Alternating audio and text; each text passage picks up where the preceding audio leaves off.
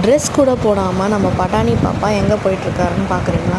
நேற்று வந்து என்னோடய தம்பிக்கு வந்து பர்த்டே. ஸோ நாங்கள் எல்லோரும் வந்து ஃபேமிலியாக வெளியே போய் எங்கன்னா சாப்பிட்லாம் அப்படின்ட்டு தான் நாங்கள் வந்து கிளம்புனோம். பட்டாணி பாப்பாவுக்கு வந்து பாதி தூக்கத்துலேயே வந்து கூட்டிகிட்டு போகணும், ட்ரெஸ் கூட போடாமல். சரி ஹோட்டல்கிட்ட போய் போட்டுக்கலான்னு அவங்களும் வந்து காரில் ஏறி உட்காந்துருந்தோம். கலர்ஃபுல்லாக வந்து இந்த லைட்ஸ் எல்லாம் பார்த்துக்கிட்டு ஜாலியாக என்ஜாய் பண்ணிவிட்டு அழாமல் சைலண்ட்டாக தான் இருந்தாங்க. நாங்கள் வீட்டிலேருந்து கிளம்புது 8:30ன்றதுனால பாப்பாவுக்கு வந்து 8:30 to 9 வந்து ஸ்லீப்பிங் டைம் வந்து ஸ்டார்ட் ஆகிடும். டெய்லி அப்படி தான் நம்ம வந்து பழகி வச்சுருக்கோம். 9 o'clock வந்து படுக்கிற மாதிரி.